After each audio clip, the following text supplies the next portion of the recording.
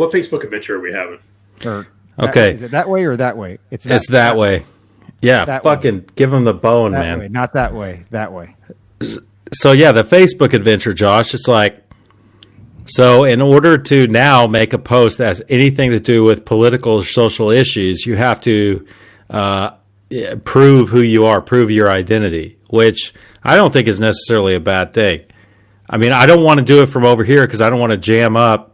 You know, I looked at it today because you gotta identify. They're going to look at your IP address. You got to send in a photo of yourself. You got to send in like an ID, like a text or a driver's license or whatever, and all this stuff. You got to prove who you are in order to post anything that's political. Like, because you both tried to boost the post. They're like, nope, denied, political. Remember that?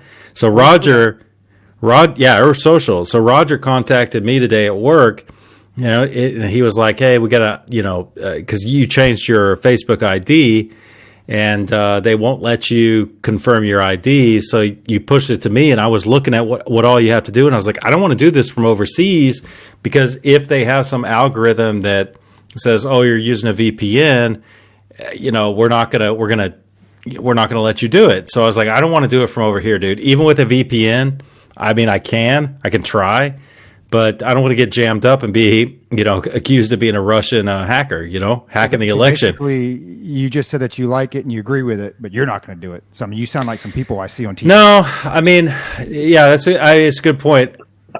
It's funny, but it's a good point. You guys should do that shit. I like it, man. I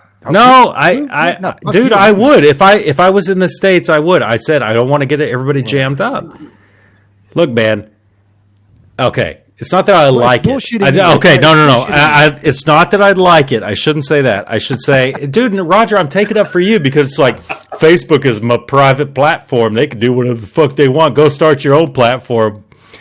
But look, man, I mean, at least they're trying to do something, and it's not because their hearts are in the right place. It's because they're being threatened. That's liability. Yeah, absolutely. They're being threatened. It's not even liability. It's more like, if you guys fuck this election up, the left and the right are saying, if you guys fuck this up, we're coming after you in your Section 230. That's why they're doing this. Yeah, they don't want to be a publisher. Yeah, exactly. I mean, fuck. I looked at the whole reason I had to change my name anyway is because I got doxxed using their fucking platform. So I got doxxed using their platform. So then, because of that, I had to change my name, which I just use a derivative, whatever. And then, and I went through it. I didn't have a problem. I'm like, hey, man, Chinese got all my shit anyway. So I put all my fucking info up there. I get to my driver's license. I scan it in, shoot it up there. And they're like, oh, yeah, your license doesn't match your name. I'm like, yeah, because I got for fuck's sake. I don't want my real shit on there. Dude, here's the thing. I mean, have you ever read their terms of service? I actually read them today. I read almost the entire terms of service. It's like the Chinese, that all they have to do is buy your information from some private company who has contracted with Facebook to get your information. I mean, dude, Cambridge, everything is out there. If you are on Facebook, dude, it's over. It's over. You can change your name to, Roger, XYZ PDQ, and they're still going to be able to trace it back because they're collecting fucking everything. And it's like, I'm not worried about them. I'm worried about Joe Sixpack down the street knowing my fucking real name and my. But that's the point. It's like they're going to be able to find it. Who might actually meet me at the Total Wine to beat my ass because I told him his fucking Uncle Nearest 1863 sucks ass. Because Josh geotagged where he bought the fucking whatever Ethan Hunt whatever single barrel select stash from the Total Wine and More, and he's like, check out what I got, bros. Chick-kick. Hunting trip today. Chick-kick. And you geotagged it, and now you're fucked. Because Bubba down the street, who's pissed off he didn't get that bottle of bourbon, is going to come fuck you up. I ain't worried about the Ministry of State Security guy that's listening to us. By the way, fuck you too. I'm not worried about that dude, right? And I'm not worried about, some anonymous person. I'm like Roger. I'm worried about one of these, crazy ass people out there, that sees a post and they're like, whoa, fuck that guy. Let me find out what that dude, who he is, where he lives, stuff like that. That's who I don't want to find me. And those people that are like that, they don't have the the intent, the capability to, figure that shit out. Well, once my mom makes this go viral, you're going to have people coming to your house like wanting to beat down your door saying you're a fascist. My mom's going to make this go viral. I'm telling you. My mom's going to do it with Triple C. I have the utmost faith in your mom to do a lot of things. But to make it go viral is not one of them.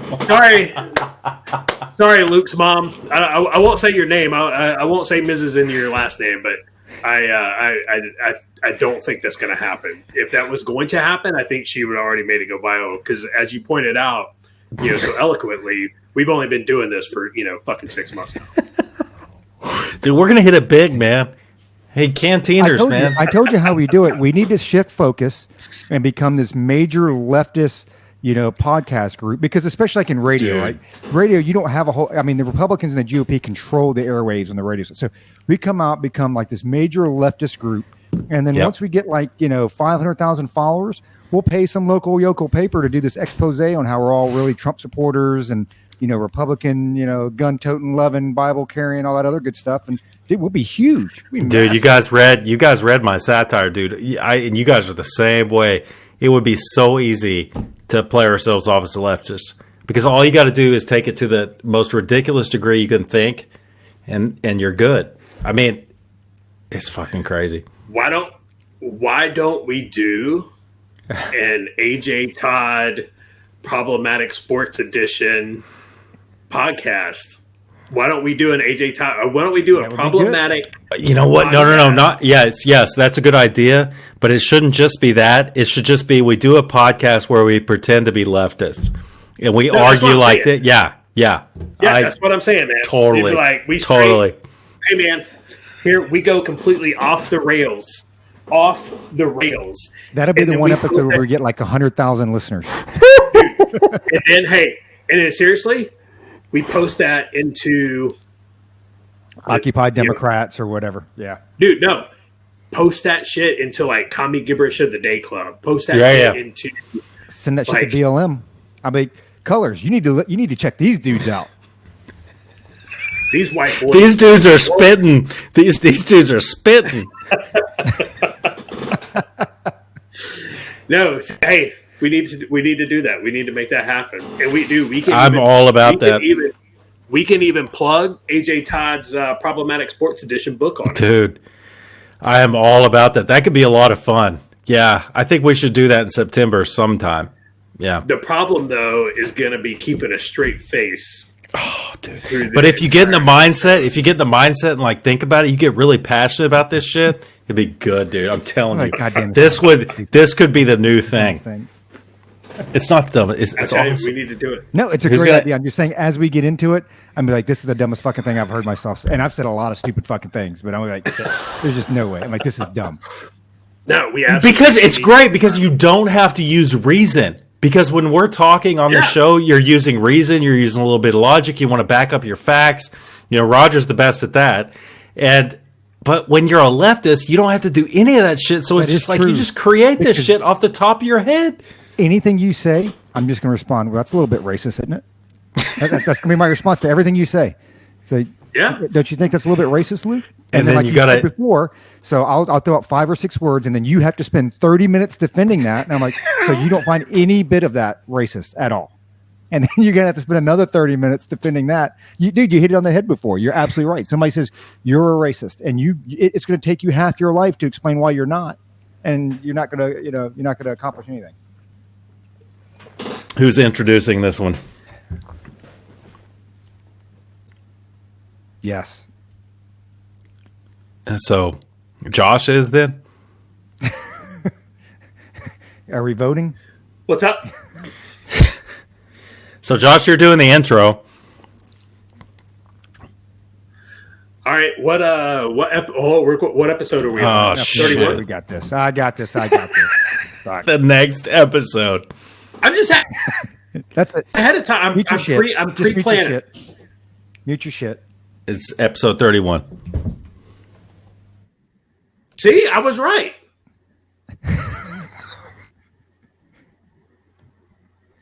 Good day and welcome to another episode of Culper's Canteen Cup. I'm doing the intro again because Josh can't fucking remember what episode number we're on. So it's the Tres Uno for our Spanish speakers out there, or 31 for whatever. Anyway, hey, thanks again to all the listeners out there. Kind of want to give a little update. So, we are growing rapidly, as you can tell from our sound quality or lack thereof. So our listeners, we've obviously still got, some listeners in the United States, Slovenia. So we've actually grown because it was 1%. Now we have 2%. So I don't know if Luke was actually able to talk his wife into listening or what have you, but we're at 2% from Slovenia, India, big Japan. Number. Oh, it's huge, man. Germany, Ireland, Netherlands, Canada, France, Kuwait, Poland, Iceland, the UK, Belgium, Belize, Italy, South Korea, not my relatives, Portugal, Colombia, Australia, and Taiwan. So we are definitely reaching a global audience. So we want to say thanks for everybody that takes the time out there to listen to us ramble for an hour, or it seems like lately we've been going on to the hour and a half to 2 hour mark. And as always, we want to pimp out Carlton Zeus and Carlton.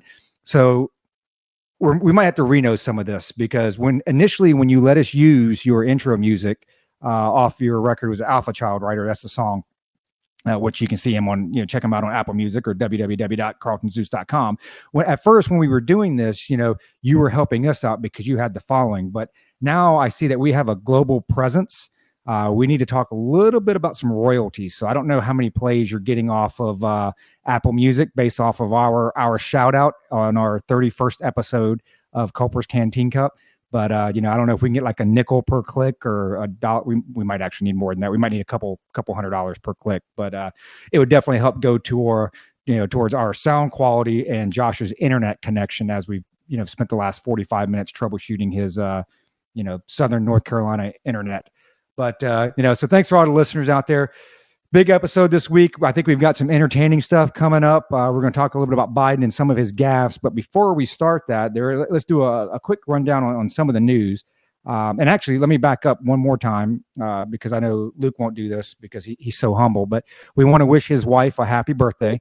It was her birthday the other day, turned 22, 23, whatever. Luke is really big into roofies and kidnapping is against the law. But so what'd you do for her birthday, Luke? Did you guys do anything special? I thought I saw some pics of you out there sweating, and you may have been losing some weight. I don't know. That's a good question. I'm putting it all back on though, because we've both been on the wife kind of adopted the low carb diet, and it's really hard to fight that off. So for the birthday thing, yeah, COVID's kind of putting a crimp in everything. We were going to go to Budapest and, kind of do a joint birthday thing. And that kind of fell through because of, COVID related things. And, half the places are closed. So the wife likes to hike and things. So we went out for a nice hike in a nice little nature park here where I live. And she was happy with that. And so if she's happy, I'm happy. And then the next night we went to Italy, just across the border, and had a nice little dinner in Italy. And Roger and Josh were texting the whole time saying, make sure Luke eats as much as possible. Make sure he eats as much as possible. So she did her part, and Josh has been playing the PsyOps games with me, so I was like, well, probably pretty good to eat a little bit of pizza tonight. So I had a few slices of pizza, I had a couple beers, and truth be told, the wife, when I got home from work today, she had this guilty look on her face. She works too. I brought her home today from our place of business, and I go back to work, and I came home and she had this guilty look on her face. She goes, I cheated. I was like, what do you mean you cheated? What do you mean, woman? What do you mean? You talk about with the 70-year-old guy that lives across the way? And she goes, no, I had nachos. I was like, oh, you had nachos, huh? I got to go get some gas in the car. So I went to get some gas, and I bought a 6-pack of beer. So I've been having a couple beers tonight because Josh has been playing PsyOps games with me. He's like, bro, I put on like 10 pounds. So that's kind of been playing games with me. So we got like one more day left in the contest. I'm happy with where I'm at. I'm not saying I won or I'm going to win, but I'll tell you the credit goes to Roger, because he got me thinking about what I eat and what I put in my body, and I feel a lot better now. It's kind of a pain in the ass because my belt, right? I'm in between like belt loops. Like I don't know what the proper term for it is, but it's like The whole the one belt hole is too loose, the other one's too tight. So that's a good thing though, because my belt's getting a little tighter, which is a good thing. Josh, how's it going for you? It's terrible, man. You're gonna win. I haven't been able to eat right. I haven't been able, so go ahead and have them beers. Psyops. Go ahead and I tell you, man, your wife needs to cook you a big thing of pasta. Just a big thing of pasta. Treat yourself for all your hard work, your dedication, everything. You're a winner. You're a winner. No, it's kind of the same. I retired, and probably the month or two before I retired, I took some time off from physical activity, and then COVID. I retired, and 2 weeks later, everybody was home for COVID, and I took a couple or more months off from physical activity, and it's hard. I tell you, if you day drink every day, starting at 9, 10 in the morning, like you're going to pack it on. Like when you're polishing off a bottle of wine a day or something like that, like you're going you're going to put it on. And, when I actually had to go back to work and be an adult again, I was like, man, wow, all my clothes shrunk. Like I haven't washed them any differently. I don't know what's happening, but no, I've noticed, my pants are fitting looser, and I've been able to go down 2 holes on my belt. Oh shit! So I'm feeling pretty good, but now I lost leather all stretches, right? Right, yeah. But I lost it all over the last month though. We went on vacation, we went to the beach and stuff like that. So I lost it all, dude. Luke, you can go out and gorge yourself for the next 72 hours, and you'll be fine, man. You'll be fine. Just go ahead, go treat yourself. You deserve it. Too funny. Well, you know what? Best of luck to both of you. I hope you both get a little bit fatter. I'm trying to judge by how much of the screen your heads take up to see if you've actually lost any weight or anything. So I'm doing screenshots every week, and I'm gonna have to do like side by side comparisons to see if. Hey, for the freemium, or not freemium, but for the faithful listeners on YouTube, you can see my turkey neck here. This is how I know I'm getting old, dude. Man, I'll be 47 next week. It's like, turkey neck? The fuck is this? It's like, yeah, that's what happens when you let yourself go. You let yourself get fat, you start losing a little weight, and then you get a little bit of this. It's freaking demoralizing, man. But hey, at least I'm wiser, right? It's all that loose skin. It's all right. Yeah, that would make me want to eat a little bit out. So you should go have a pizza. It'll look better. Exactly. Yeah. Just go knock out a pizza before you go to bed tonight. Yeah, I hear fried chicken solves that problem. Like buckets of fried chicken. Buckets of fried chicken and gravy. Did you remember that picture from like the KFC and the sign out front where it didn't have anything? It just said bucket. That's all it said. And it was like, I think somebody, the meme on it above it, the free text was like, they're not even trying anymore. They're just like, come get your bucket, you fat piece of shit. I do remember that, and especially around football season, you had like the tailgate bucket. So it was like buckets, Yeah. With your 4 buckets, your gallon of mashed potatoes, with gravy. And like, oh Lord, man, that's a fucking coronary just waiting to happen.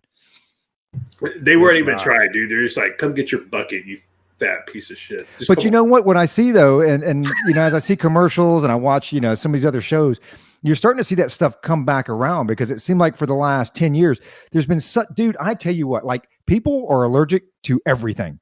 I mean, between, your gluten and your nuts and your berries and your milk and lactose and whatever else, there's been such a big push for like these specialty niche foods that now you're starting to, see the swing back a little bit. Like what was the one with the, was it Krispy Kreme with the donut burger?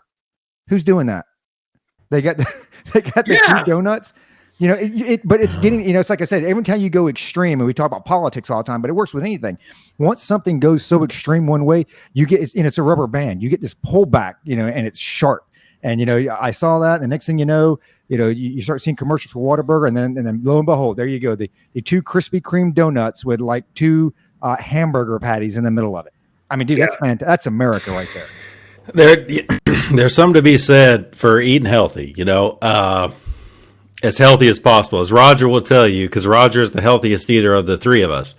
But I got a buddy, Titus, man. This guy is the healthiest eater I know, man. He really takes care of himself. He's about the same age as me. And he's got this thing. It's a very strict diet, kind of like yours, Roger. But he has 1 day a week where he cheats, right? 1 day a week. Now, keep in mind, you know, for the past couple of years, 2 years, 2.5, I've been eating whatever the hell I want. I've been eating whatever the hell I want, and as Roger pointed out, that has taken its toll. So it's time to calm it down. But this guy Titus, you know, he keeps in pretty good shape, and but he tells me about his cheat days, and he tells me what he's eating on his cheat days. And this is, you know, I'm hearing this. I'm a guy who's been eating whatever the hell I want, and I hear what he eats on his cheat days. And I'm like, mother of God, dude. I am having diarrhea just reading what you're eating on your cheat day. I mean, it's like, bro, I had like 2 dozen donuts this morning. I washed it down with like a milkshake, and now I'm going, cheat day is the best. And I'm like, dude, I cannot. But you know what? Hey, 1 day a week. But you know what he says is that the day after the cheat day, he feels like absolute garbage. Oh, it's rough. For, 24 hours, and then he's back on his thing, and it's all good, you know? But I think the cheat days are good because, so for those out there that don't know, I have partial vegan diet during the weekday. So I try to go Monday through Friday with no, animal-based products. And then Saturdays and Sundays are my cheat days. And you're absolutely right. Because come Monday, I mean, dude, it's rough. I mean, it's rough all the way around. I mean, I feel a difference. And then come Tuesday, I get better. But I don't know if he still does it. But The Rock, they were talking, and this was years ago, and he was talking about, Sundays was his cheat day or whatever it was. And he said for his cheat day, he basically throws down like 2 whole Little Caesars pizzas and drinks a 2-liter gallon of Coke or bottle of Coke. And I think when it comes, when I read a lot of this stuff, you were literally better off having 1 or 2 days where you just go all out bad than you are taking that same amount of food over the course of 5 or 6 days and eating it. So it's like, hey, if you're going to have a cheat day, have a complete fucking blow up, because the reality is in 12 hours, it's going to be out of your body, right? I mean, you're not going to build up, cholesterol walls over a 12-hour period. It's when you eat those foods over the course of 5, 6, 7 days. And I learned this through my medical degree, and I actually went to combat life. It's all factual. They teach me that, or they taught me that. So at least that's my theory on it. But yeah, no, dude, shit, dude, it's every little bit helps. Every little bit helps. So some of the news around the no, go ahead, Josh. What's up? So I was at the grocery store the other day, yesterday actually, and right. So you get these people who are the Karens about the mask and everything. So this lady was standing in line, talking to this other lady who I'm assuming that they did, they might have known each other. They may not have. They were not together, right? And they're talking about the importance of, hand sanitizer and mask and how to stay healthy from COVID and everything. And their BMI, collectively, probably was about the same as the national debt. Get started on this shit.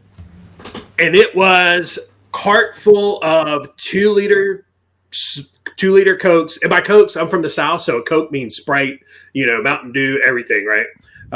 So it was 2 liters of Cokes. It was, frozen pizzas.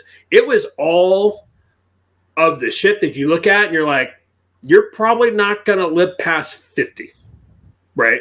But I'm glad you're wearing your mask because health is important to you, Karen and Brenda. I just shook my head. I was like, get the fuck, dude, just get out of my way. Because it's almost 700,000 people, right? It's like almost 700,000 people a year die from like cardiovascular disease or heart disease or whatever. And they already say that they estimate 60 to 70% of Americans are obese, not overweight. We're talking about obese. And unfortunately, all the people who tuned into this podcast because they think it's going to be about the CDC report about the 6% or whatever, it's not about that. But little known fact, obesity is not necessarily a comorbidity, obesity itself.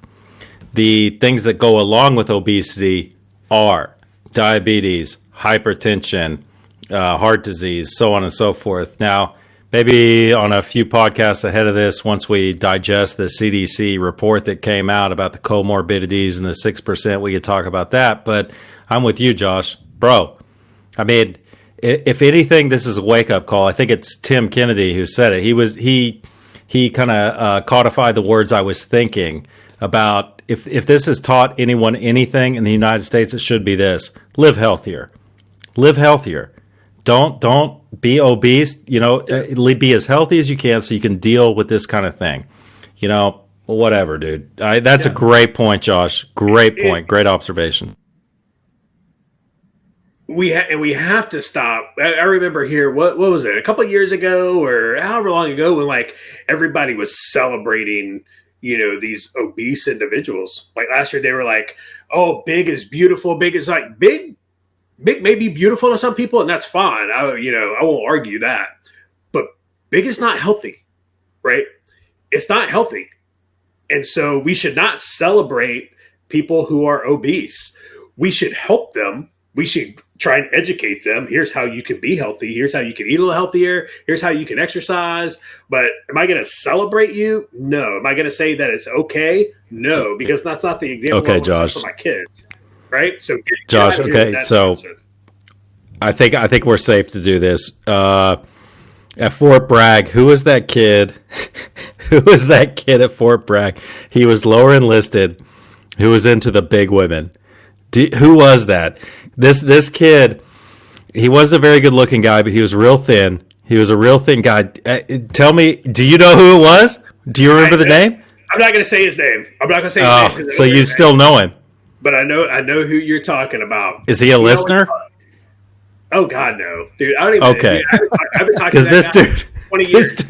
This dude. One day he kind of made a big deal about it. I don't think he meant to, but it was like, I can't remember his name, but he was like, "Yeah, bros, my girlfriend's coming to pick me up from work today," and we're like, "Oh, hey," because he was a nice guy, man. He was a nice guy. That's what I remember about him. I remember that, and he was very thin, and and he was talking it up like all day. My girlfriend's gonna pick me up. You guys got to meet her. And then as she pulled up, we're all like gathered around. You remember it was on like the second floor, and you could look out and you could see down. And so she pulls up. It's like a Chevy Corsica or something. And she pulls up and he looks at all of us. And he goes, "I'm telling you guys, she's a big one." He said that. "She's a big one." And we were like, "What?" She got out of the car and this girl, bless her heart, she was just so fat. But he was into that, dude. And it's like, hey, and then what triggered me on that was you said big is beautiful, and that's great, and that's fine. And, everybody can be attracted to whatever they want to be. But I remember that dude that triggered, that guy was into fat chicks, dude. I like real fat chicks. I remember that. I remember her. And, dude, I'm surprised. I don't know how she fit in the car. Right, I don't know how she didn't have to be brought in on a low boy. Like, I don't know. Yeah. But again, you know what? Again, like, hey man, if that's your thing, that's fine. I don't care. But don't come back. Don't turn around and tell me that I have to say that's good, right? Because it's not. It's not. It's well, not and I don't even care about that. I don't even care about saying it's good or not. The whole point is, hey man, you do you. Don't critique me and tell me what I need to do to live longer. If like Josh said, your BMI is the size of the national debt, because just some real quick numbers here. When you look at, because I will bring it up because it pisses me off. So the CDC came out and said that 6% of the COVID deaths were solely COVID. Everything else had at least 2 or more underlying causes. So there were other issues there that caused the death or contributed to the death. So just using the 180,000 number, just ballpark everything, that takes it down to 10,800 deaths. Okay.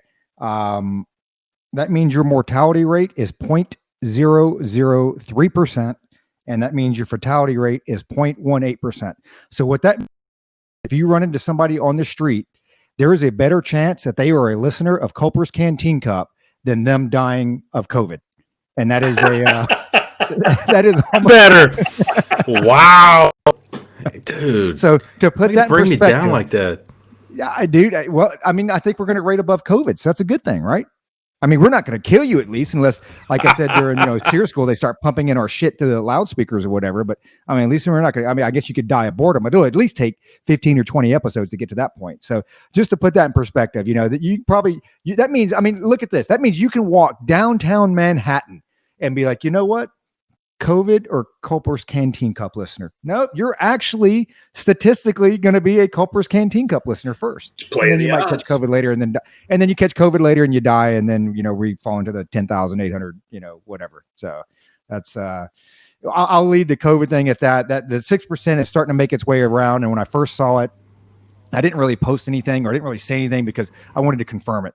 And I didn't actually go to the CDC site. I actually went to our local news site, and they had a snapshot of the screen. And it's like, okay, yeah, it's pretty clear. And it's what we've been saying the whole time, right? It's what we've been saying for 30 episodes now, or 31 episodes now. So you got the COVID thing, Portland. What? So you know what? And we talked about this before. And Luke, I'm going to give you some credit here because you said it several episodes ago. I'd asked Josh what episode number, but he won't remember because he doesn't remember this is episode 31. But several episodes ago, you said something like, hey, these rioters, they should bring them on. What do you want? What are your demands? What do you want? And it's kind of crazy because, we all talk about, how everybody, capitulates to these folks. And now the rioters in Portland are calling for the mayor's resignation. The same person who was like, oh, I'm with you and this and that. The rioters like, no, you can actually go fuck yourself. We want you to quit too. So then it brings, it takes me to one of Biden's, we get into this a little bit later, during Biden's speech, he actually said, he'd bring the police to the table and that he would bring, and I'm paraphrasing here because he didn't actually put these words together, but this is what he was alluding to, is that he would bring the rioters to the table. So I guess, I'll throw this out to Luke. So who is that? I mean, is there like a rioter email address that you hit up, or is there a so how do you actually reach these rioters to bring them to the table? And do you bring all of them to the table? I mean, is there one rioter that speaks for the rest of the rioters? And then if you bring them to the table, it's, what are their demands? I mean, what could possibly be their demand other than defund everything, F the world, we just want to be free, or whatever the hell their case is? Well, I don't know. I guess the first question is like, who do you pick? Let's say that Biden wants to extend the hand of communication and peace to, and we won't call them rioters, we'll call them peaceful protesters. In Portland, fiery but peaceful protesters in Portland, Seattle, not necessarily Chicago so much. Wisconsin, New York City. Dude, the rioters are so scared to get shot in Chicago that they're not rioting. Okay, exactly. How bad it is. It's like who do you bring to the table in this case? And it's like, dude. And Trump is going all in on this one. He's going all in. He was in Kenosha today as we're recording this. He was in Kenosha today, and he's going all in on the law and order. It's like, I think he said to Laura Ingraham that, he came out and said it. I know Josh maybe had a little stiffy in his pants when, can I say that on this podcast? When Trump said, Black Lives Matter is a Marxist organization. I mean, their founders have said it, and he's right. And so they're going all in, saying, okay, yeah, Biden, or they're not saying this outright, but they're saying, yeah, other side, bring your side to the table and let's hear what they have to say, because there is no side, as we all know. I would love for them all to get consolidated, as we talked about in the episode Josh can't recall the number of. I would love them all. I'm going to pick on Josh this episode, folks. I would love them to all come together, coalesce, and give a list of demands so that the American public could see exactly what they want, what the other side wants, the BLM, the Antifa, so on and so forth. That's a good question. I mean, I think it's a losing strategy for Biden to say, I want to bring them to the table. And we'll get into a little Biden quotes here in a minute after Josh talks. But, Man, Trump's going all in, and I was telling my wife earlier tonight. I think this is going to be kind of an election, not kind of. It's going to be an election where it's a referendum of, defund the police, BLM versus law and order. That's what it's being framed as right now, and I don't see that changing.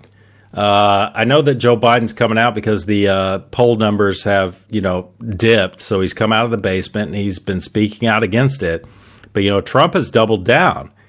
On the Laura Ingraham episode or whatever that was, segment, he came out and called out Black Lives. He actually said, that's a horrible name for an organization. I'm like, dude, all right, stick to the teleprompter. But yeah, I'd love to see a list of demands, Roger. I'd love to see that, but it's just, as we all know, it's not going to happen because there is no unified voice. This is more of a movement.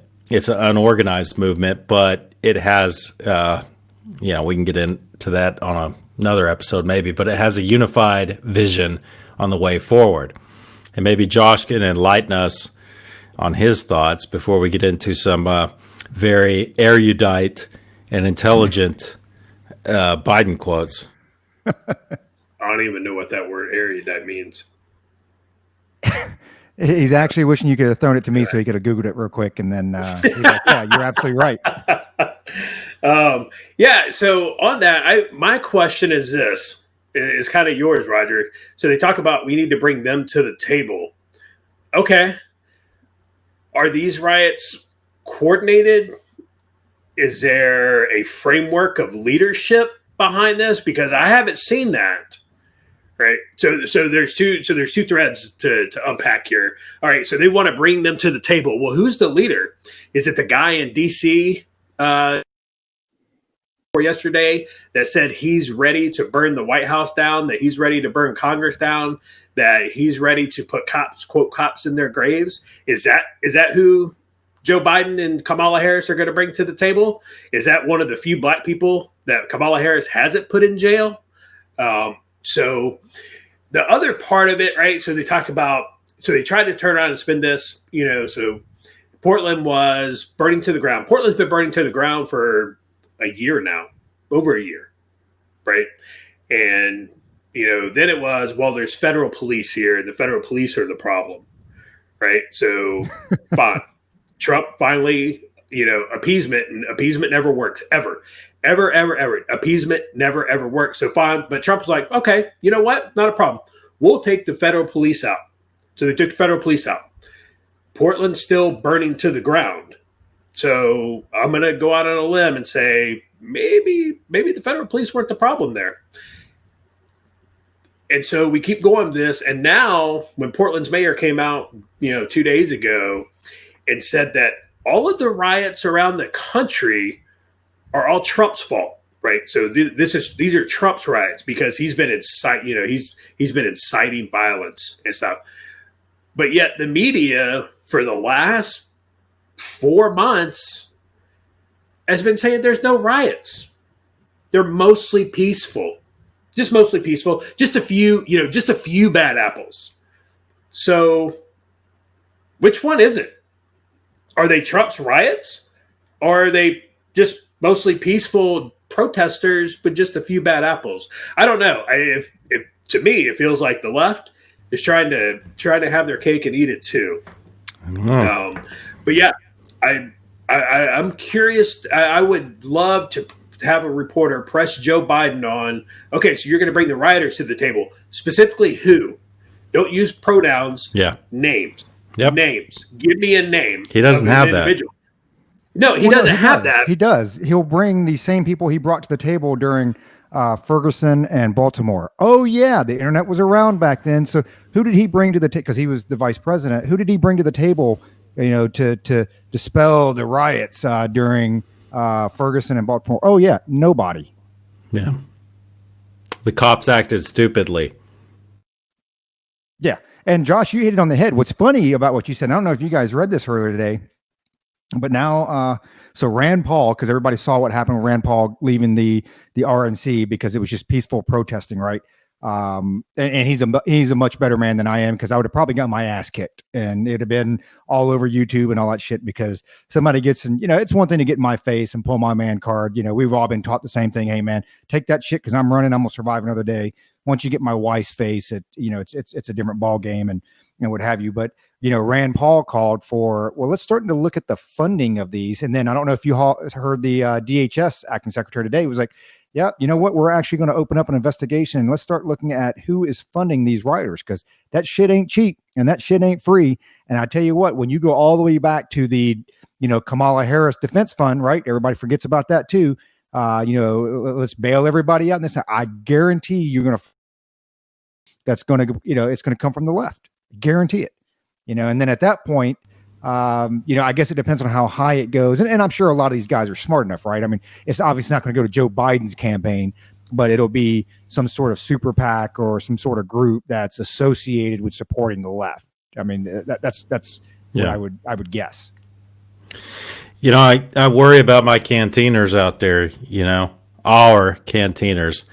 And, as we spoke about before we even started recording the freemium content, I'm really worried about the level of cognitive dissonance right now and the level of bullshit that's coming out in like the mainstream on both sides, the mainstream press. And, Josh, Roger, both you guys said it, mostly peaceful protests. So I guess on 9/11, 2001, the U.S. was mostly peaceful that day. We all thought the U.S. is at war. But in Amarillo, Texas, where my parents lived at the time, well, it was mostly peaceful in Amarillo.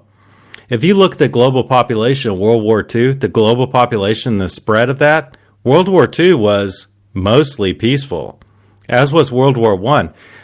I'm telling you, I worry. You hear these things, and it's like, hey, get to the bottom of it, man. We're getting dude, did we even plan this? Because we had a whole other episode going before we started talking. Hey, these are the best ones. Hey, so real quick to note, right? So talking about them looking into the funding and looking into, who these people are. So of the 175 people that have been arrested so far in Kenosha, 105 of them were not from Kenosha. They're out of that 105. They represent 44 different cities. Somebody's busting them in. Somebody's busting them in. Illinois is one of those from Illinois, because there was some guy who came from Illinois. I don't know. Something like that. I don't know. Yeah. I don't know if one of them's from Illinois, but here's the thing. Looking at a lot of those people, I'm going to go ahead and judge them. And I know it's not very Christian-like, and I really don't care. I don't think they have the money to travel across the country. I'm just going to go ahead and throw that out there. I don't think their WIC checks are going to get them to Kenosha. So, yeah, if DHS finds something, expect it to come out, and it'll come out quick, and especially before the election. Yeah, I wouldn't be surprised to see some ties come out there. So moving on from the riots, I don't know if you heard, and I didn't catch the whole speech. I only caught the one blurb they put out from Fox News. Either one of you two heard de Blasio's speech today? Or I think it was today. I didn't even know he spoke today. De Blasio. Yeah, that guy. So, and this is quote, and again, this was in the context of something, a much larger speech, but help me tax the wealthy and help me distribute the wealth. What in the world is, dude, businesses and people are leaving New York City as fast as they can. And, New Jersey's opening up restaurants this Friday, so you can do indoor dining. And I think from what I heard on the news, New York City, you can do outdoor dining, but you can't do indoor dining. And then these business owners are talking about, well, yeah, everything's good. And then, oh, by the way, it started raining for lunch. So that means everything they've bought for today, the produce, the workers, they had to shut it all down. So it's wasted money. It's like, what is he doing? And I tell you, everybody that thinks that he's out there for the minority, during his tenure, the black population in New York City has gone from 29% to 24%. It's decreased over 5%. And now there's this, I heard it today, and this is kind of, it's that whole play on words. we need to come up with a desegregation plan. Well, one, I didn't know that you were actually segregated, but you're making it happen by your. It's not even segregation because everybody's leaving. It's not just the black population; it's everybody's leaving that city. I mean, what in the hell is Josh? What in the hell is he thinking? Dude, if I was Trump, I would play that on a loop. That would be on a loop, man. That speech would be on a loop over the burning buildings in the cities across the country. Like, it would just be on a burning building. It'd be like redistribution of wealth, right? It's like, we're going to desegregate everything. You've got colleges out there right now who are actually promoting segregation. They're like, no, we're going to have black only dorms. We're going to have white only dorms. It's like, I'm pretty sure we've already went through this. I'm pretty sure this was addressed, I don't know, sometime in the 1960s and in the 1860s too. I don't know. I mean, that's, who am I? Who am I to question their intellect at our nation's prestigious Who are you to judge of higher learning? How dare you? Who are you to judge, white man? You white. It's just amazing. It's your white privilege talking. Because when's the last time you've even seen Cuomo on TV? Cuomo's like, F this. He's like, I'm not even touching this shit. Because, at first, and we've said it a million times, at first, it's left versus right. And the left is like, you guys are all racist and this. Well, then they circle, they try to circle the wagons. Well, then they start to eat their own, which we've seen happen now.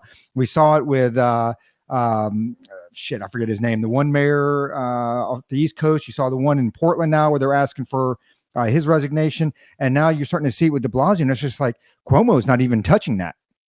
Cuomo's like, hey, man, I have nothing to say, and it's kind of funny to see that because at first they all, we're united. I'm like, I don't know, man. I think he's cooking off the handle there a little bit. So who was, somebody had something, Luke?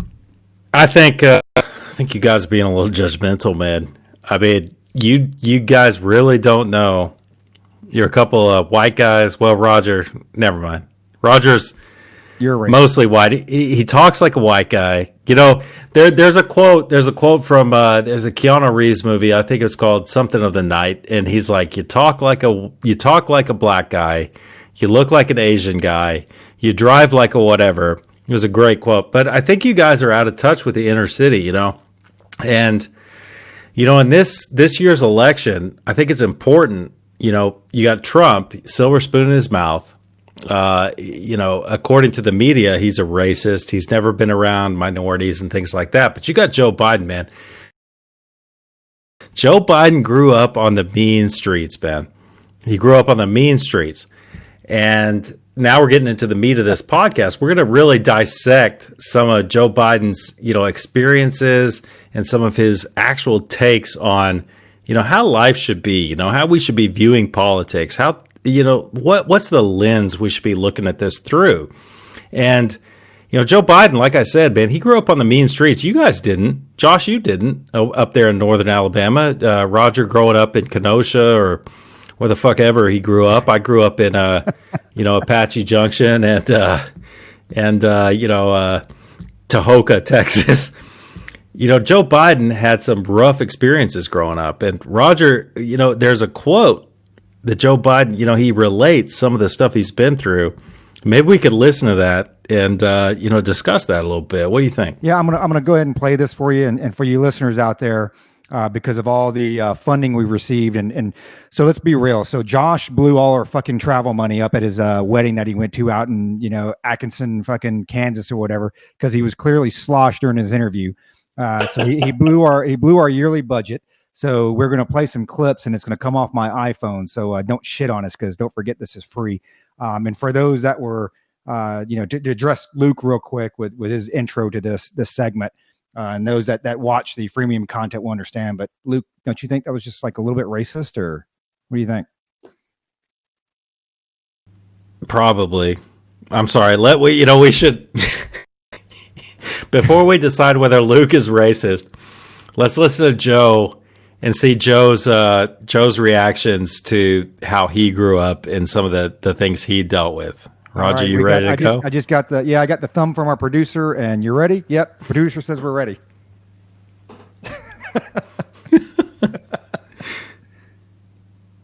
Corn Pop was a bad dude. Corn Pop. He ran a bunch of bad boys.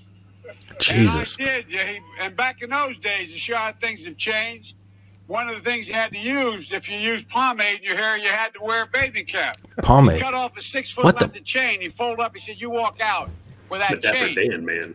And you walk to the car and say, you may cut me, man, but I'm going to wrap this chain around your head. So I pulled out the chain.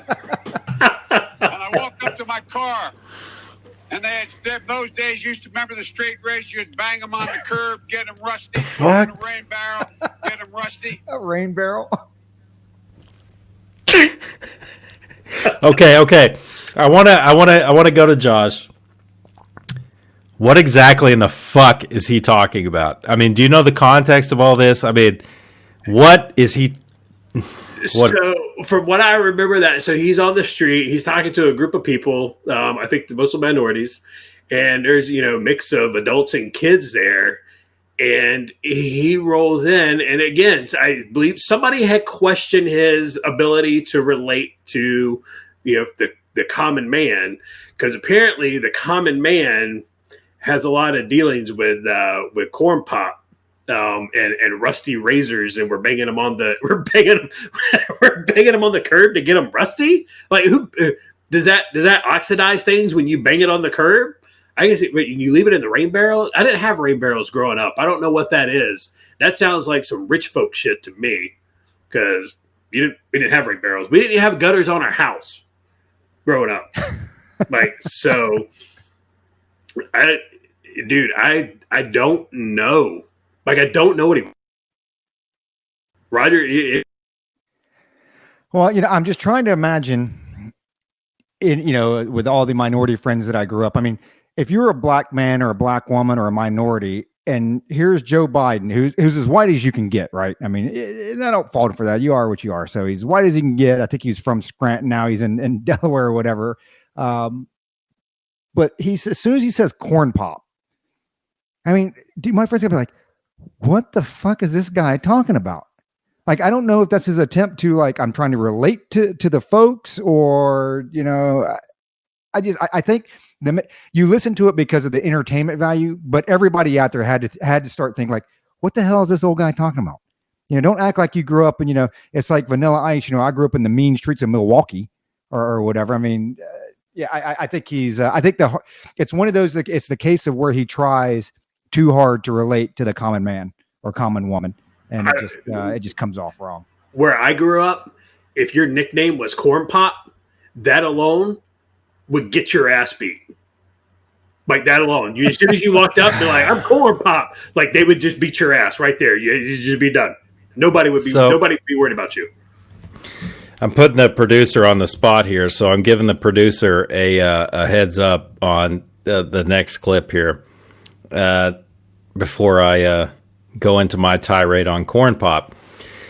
If you've watched enough Hollywood movies, I mean, corn pop is not a gangster name I'm familiar with, but I'll give Joe the benefit of the doubt and say gangster out there named Corn Pop, who was a tough guy back in the 1930s or the 40s, whenever Joe came up and was a tough guy rolling around the block. But the way I see this particular clip is the same way as Hillary Clinton when she was like, I ain't no way tired. You remember that? How she'd always change her accent to appeal to whatever audience she was speaking to. And obviously Joe Biden, this one, and we'll get to the other one later I don't even want to preview it right now, but we'll get to the other one later. But I think this is Joe Biden's lame attempt and this one wasn't even recently. This one was, it's over a year old, I think. But it's his weird way of relating to the African American community and saying, hey, I'm tough too.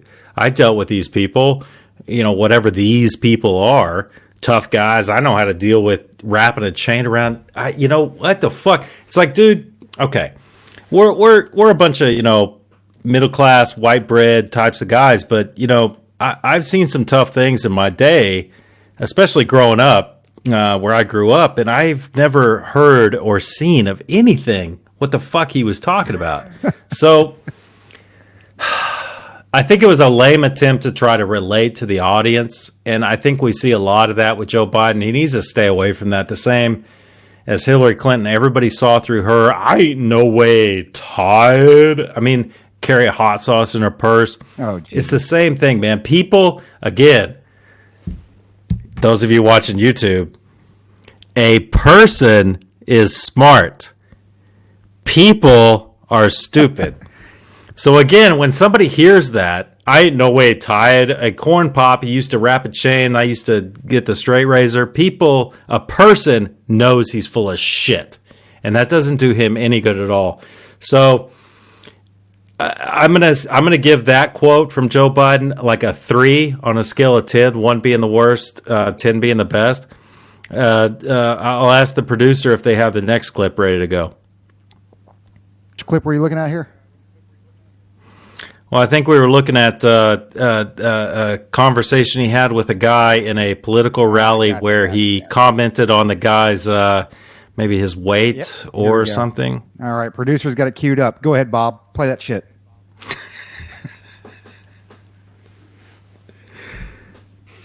Damn liar, man. That's not true. And no one has ever said that. No one has heard that. No. You see it on the TV. No, I know you do. And by the way, that's why I'm not sedentary. I get up and no, let him go. Let him go. Look, the reason I'm running is because I've been around a long time and I know more than most people know.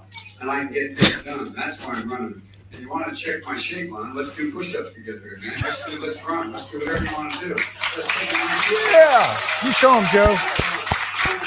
Go, Joe. No one has said my son has done anything wrong, and I did not on any occasion. And no one has ever said it. Not I didn't one. say you were doing anything wrong. You said I set up my son to work in an oil company. Isn't that what you said? Get your words straight, Jack. That's what I hear on the MSNBC. You don't hear that in MSNBC. You did not hear that at all. What you heard? Look, okay, I'm not going to get in an argument with you, man. Well, I don't want to. Well, yeah, you do, but look, Fat, look, here's the deal. You don't have to go back over your truck. Oh. Let him talk. Any other questions? Because I think he was going to call him fat ass, right? I mean, that kind of what the conclusion everybody came to is like, yeah, he's getting ready to call this dude a fat ass.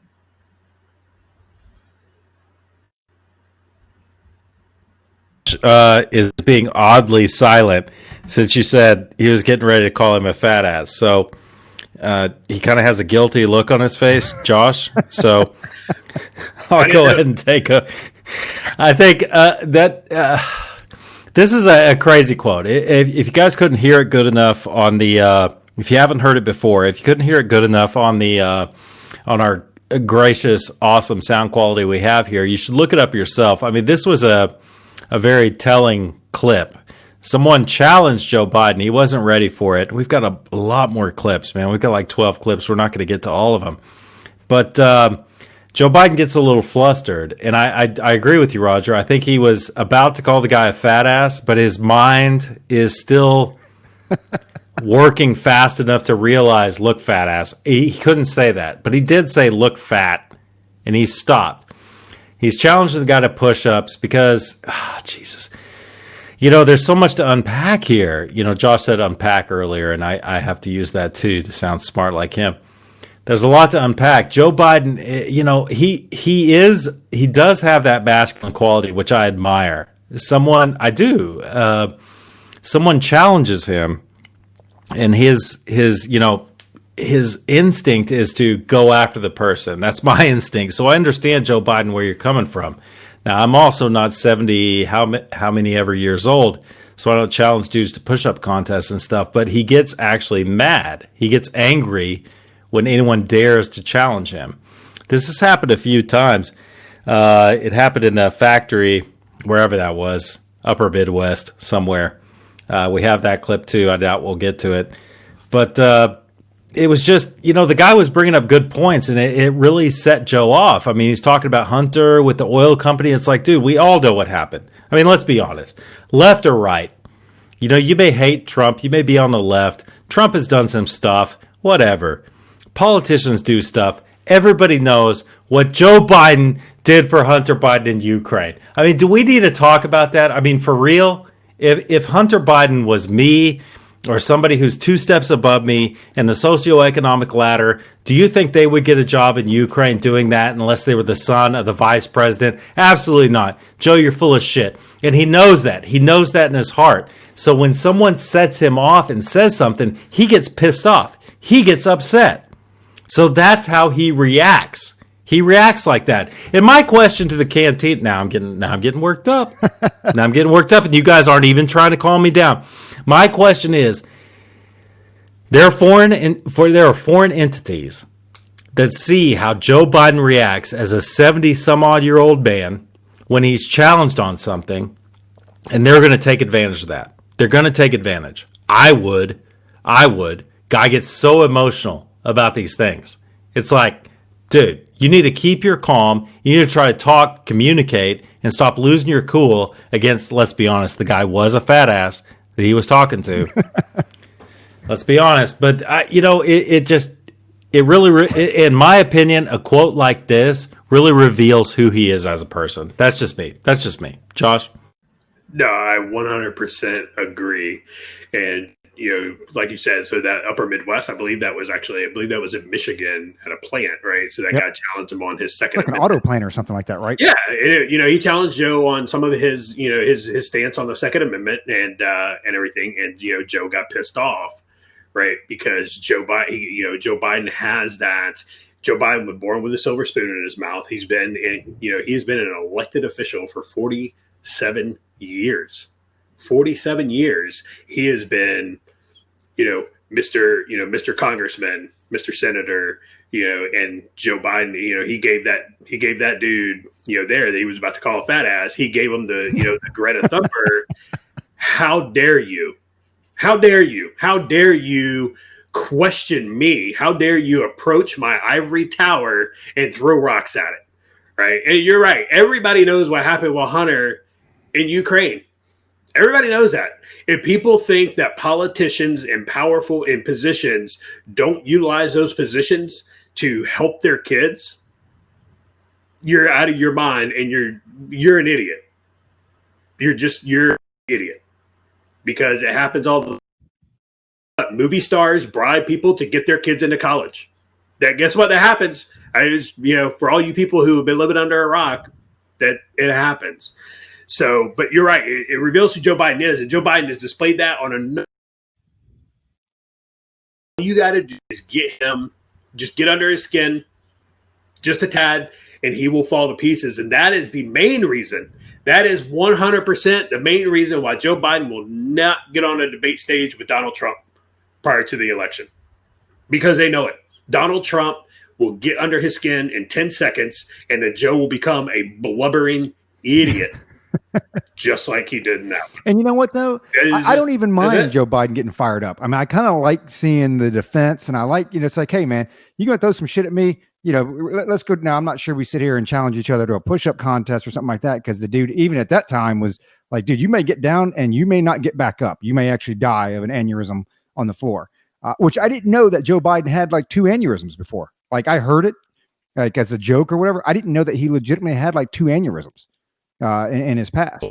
So, yeah. So, I mean, this guy might actually go down to do push-ups and not get back up. I think the thing that bothers me with, and Josh and Luke, you guys hit on that. Everybody knows the fucking deal with Hunter Biden. Even Hunter Biden, they were like, well, do you think, you've been elected to that position or hired for that position if Joe, your father wasn't the vice president? Probably not. But what kills me, it's 2 things. So one, from the Hunter Biden perspective, assuming that Joe had the common sense of like, hey, I'm hands off of this because my people are going to fix this and work this out for you and arrange that. To me, the simple answer, and you don't have to get all heated, because I think in that case, defending his son or his actions with his son, he looks guilty. I don't know why he wouldn't just be like, hey, I was hands off. When my son went to go do that, I was hands off from the very beginning. I have nothing to do with it. And any questions that you need to ask, you need to go ask him and go ahead and stand in line, because once they get him, you should actually be able to catch him coming from the courthouse for his child support, right? So once he gets done with that, then you can catch him outside and you can ask him questions about Burisma and Burisma Holdings. So to me, that's how you play that. If you're the Democrat, like, hey, I knew I was, in a position that, there's possibly some conflict there. So I was totally hands off on it. He went and did his own thing on his own merit. And any questions you have, you need to go ask Hunter. I think that's how you solve that. And that's it. And the media being on the left anyway, they'd run with that shit. You'd go to Hunter, just wouldn't answer his phone. And, there you go. It just dies. So I don't know why he didn't play that. But then when it gets to like what Josh was talking about, and here's what kills me with this. Why do you not have like a response prepared? And this goes back to the debate thing. Hey, guess what? So if you are a liberal, if you're on the left side of the aisle, if you're a Democrat, one of the questions that people on the right are going to ask you about gun control, Second Amendment, right? That's coming up. Something else they're going to ask you about? They're probably going to ask you about abortion and near-term abortions and this and that. So it's like, as a presidential candidate, how are you not prepared for that? I mean, you should have a canned answer that you're going to make it sound like, you just threw it off the cuff, but you're going to have a canned answer that you're, for these 5, 6, 7, 8, 9, major issues that you're ready to throw out. Then everything else, you're just going to be like, well, you know what, that's a great question, but there's a little more to it and then you're going to spin it, right, for all the other stuff. So that's what kind of gets me on some of those responses. And I think you're right. I kind of wonder, as he gets all flustered, I'm not sure the mind is firing fast enough. Now, for the listeners out there, I get it. We all gaffe. I do it probably at least 50 times during the show, and we all do. And, Donald Trump, and no matter who you are. But I think with Joe Biden, you start to see a true cognitive decline, because we're not just talking about one gaffe. I listened to his speech earlier today, and we're not going to play the clip for it, but I thought or maybe it was yesterday, his speech I thought was actually pretty good. I was like, you know what? There were some powerful messages in there when he was talking about, hey, this isn't Joe Biden's America. This is Donald Trump's America. And I get it. You can talk about the riots and this and that and whatever, but they were very powerful points. But fuck, man, he's not in that thing 8-9 minutes. And it's like one flub comes up. I was like, oh, Jesus. And, I can read that stuff to you later. And he had 2 major ones through there. And it's just like people that are upstairs. You don't have this, like, every single time this guy goes out and speaks, he gaffes. I mean, I can't remember a speech that he gave, in the last 2, 3, 4 years where he hasn't done that. And I think you're right. And even once he gave his speech, what'd he do? He just turned around and walked off the stage, took no questions. Now, granted, in all fairness, there were 22 people there in attendance, so I'm not sure any of them had any questions to ask him. But, man, I tell you what a contrast, dude. You go from Joe Biden real quick before I play this next clip that our producer has lined up. So you go to the end of the DNC, because we didn't talk about the end of the RNC last episode because we were going into. You go to the end of the DNC and it looks, Joe Biden gets done and he walks out with his mask, kind of, sort of, not mask or whatever. And he walks out to a parking lot and it looks like some old rickety ass, drive-in theater right up in Waukegan, whatever. But there's like 12 cars out there and people are sitting on the hood and they're clapping. Yeah, Joe. And then you go to the last night of the RNC at the White House. By God, so when George Bush said shock and awe, that's what I was thinking of when he said shock and awe. That fireworks display was incredible. But then when you look at the south lawn of the White House with 2,000 to 3,000 people right there, I tell you what, to me, and I know Democrats pooped on it because that's what they got to do, but that was a very powerful statement. It's one of those that the picture is worth 1,000 words, because what it told the American person out there is, these are your 2 choices. You're choosing between scared Uncle Joe, who's also creepy and going to sniff you to death. And oh, by the way, let's not forget the 17, acts of, sexual assault, sexual harassment, whatever. But you've got the scared Democrats, or hey, you've got the free will of the people over here on the right, that we have 2,000 or 3,000 people showing up because they choose to be here. They're wearing masks because they choose to wear masks. They're not wearing masks because they choose not to wear masks. So with that being said, I've got Bob's telling me that now Bob's telling me his real name's Bill. So Bill is telling me that the next play is ready. And by the way, I sit on the stand and to get hot, I got hairy legs that turn that turn blonde in the sun. And the kids used to come up and reach in the pool and rub my leg down so it was straight, and then watch the hair come back up again. They look at it. So I learned about roaches. I learned about kids jumping on my lap. And I've loved kids jumping on my lap. Oh my God. The men, the guys I work with down here, and they're all guys at the time, they're all good men. Luke, Okay. what the fuck is he talking about? See, in this contrast with the last one, right, where I am the one who said, well, he's challenged. So when he's challenged, he gets flustered and he says some weird things, But this one, I'm at a loss for words. Really, on this one. This one's been around for a while, and I think it made its rounds through YouTube, and I think there was some little cartoon. Somebody took the time to make a cartoon out of it. And if you haven't gone to YouTube, look it up. It's a cartoon where, they, animate all this stuff that Joe Biden's talking about. It's like really creepy. I mean, if you think about the words he's saying, I mean, what the fuck is he actually saying? And who is he trying to appeal to at this point? And this is the point. This is actually the first time when I heard this clip and I started to see, how people are like, really dissecting. It's like, what is he talking about?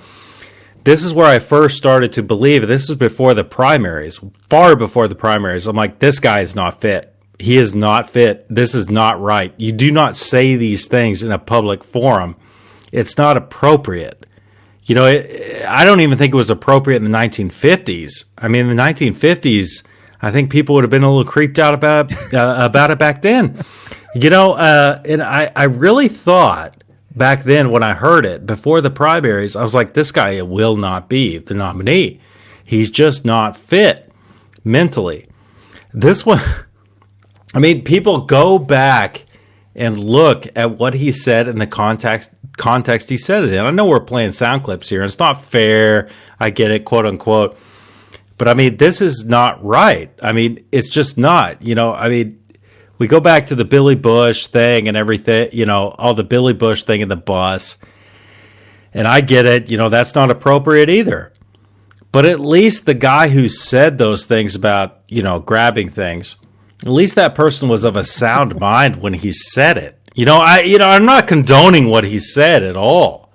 But I mean, it's just not all there, Josh. I mean, right? Am I off base here? I mean, does any of that make any sense to you at all?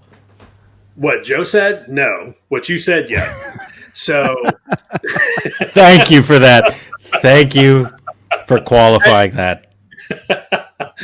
So when we lived in Maryland, our neighborhood, we had our neighborhood pool, and we were members of the pool, and man, that was our Friday night hangout spot. And so we go to the pool after everybody got home from work and stuff like that. We grab the kids, we order pizza, have pizza delivered to the pool, and the pool stayed open until like 11 o'clock, and it was awesome because we got to hang out with our friends, and you could bring your drinks in there, and the kids hung out with their friends at the pool and everything like that, and went home, and the kids slept well because they were all tired out and everything like that. So there was one time at the pool, I remember there was this teenager, and he had like a GoPro. He had one, when GoPros first started coming out. He had this GoPro, and he was swimming under the water. He was swimming along the bottom of the pool, pointing it back up. All the kids swimming on the surface, and having daughters, I did not think that was okay. Right? I was like, some of the other parents started talking. I was like, I don't think this is okay. Like, that's not okay with me. And my daughters are in that swimming pool, right? So, when I got the lifeguard, was like, hey, that shit needs to stop. And they were like, oh, absolutely. Right. So they stopped it. I can't imagine if my kids would have come back over to our table where where we all hung out. And it's like, yeah, that old guy over there, he has really hairy legs and he lets us rub them under the water. Like, dude, it's not okay. Like, I would have probably went to jail because I would probably went over and inflicted some level of serious bodily harm on this individual. And I like kids bouncing on my lap. It's just, I don't care who you are. That's not okay. And especially if you are running to be president of the United States, it is absolutely not fucking okay. Like it's not. And in this age, this day and age of hashtag Me Too, how is that shit not getting called out? Well, that movement's How over. are people That movement's letting finished that now. Oh yeah, well, true. It's all over because now we're putting the names of people who beat women and rape women on our fucking NFL helmets. Looking at you, Drew Brees. Looking at you, you cuck. That Joe Biden. There is something wrong with him. I'm not saying that he's a pedophile. All I'm saying is that if my kids came back and was like this guy was letting him rub his legs under the pool water, and if he was over there sniffing my kid's hair, we'd have fucking problems. Like we would have fucking problems. That's all I'm saying. But little kids like bouncing on his lap that are now grown men that like bouncing on his lap. Holy Christ. Like he likes roaches. What was that about? I mean, I've listened to that speech. I've listened to that speech in the context of it. I don't know what exactly popped in his mind when he said roaches. And I know about roaches. It's like, what are you saying? Is he getting high while little kids are bouncing on his lap? And listen to the beginning. Again, I'm gonna say it's not okay. And by the way, I sit on the stand. I actually had to play that twice or 3 or 4 times because I didn't know if he said I shit on the stand, because that could be possible as well, or he was like actually saying I sit. I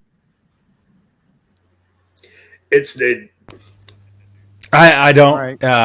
It's such an odd clip, and we're leaving it to Bill Murgatroyd. I think Bill. Yep. He's got our next clip. Yeah, John tells me I've got we're queued up for the next one. All right. This is one of my favorites, by the way. We hold these truths to be self-evident. All men and women created by you know the thing.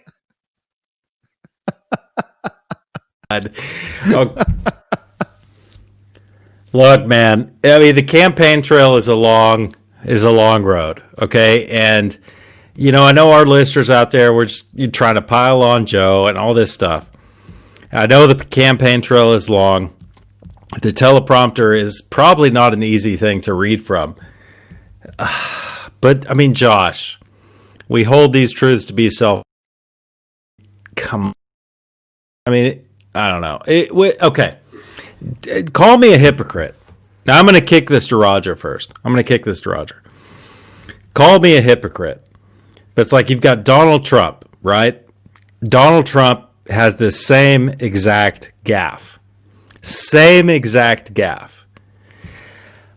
As a hypocrite, I'm going to say, you know what? Donald Trump never was elected to public office. He was a businessman. He was a real estate guy. He was on Shark Tank. Who Wants to Be a Millionaire? I don't know. Whatever game show he was on.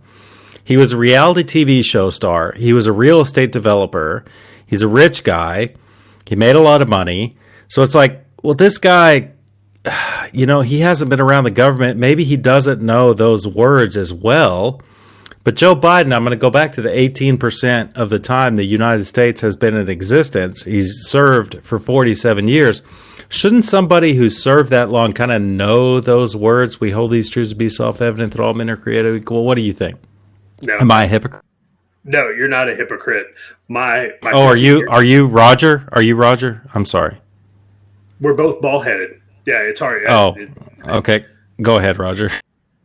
Sorry, I wasn't. I actually wasn't paying attention. And so now you see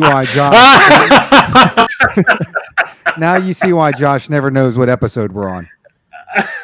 I normally have to send him a chat halfway through the episode reminding him that we're actually recording an episode of Culper Canteen. So I wasn't paying attention. I was trying to look something up.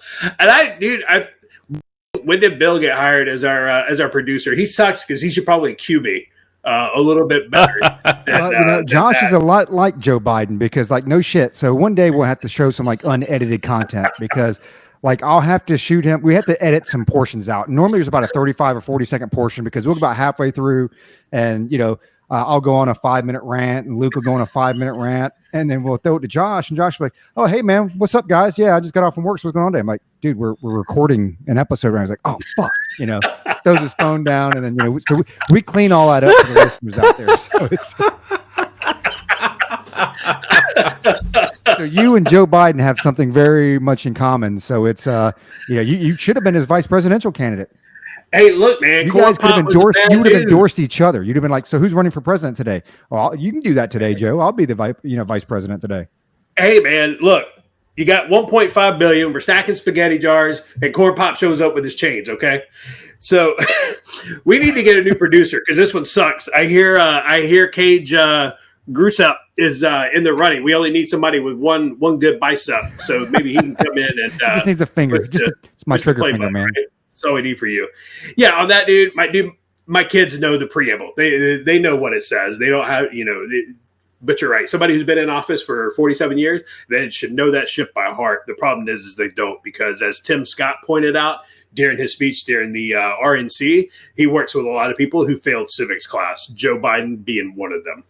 So I'll go back to not paying attention and hand it over to the real Roger.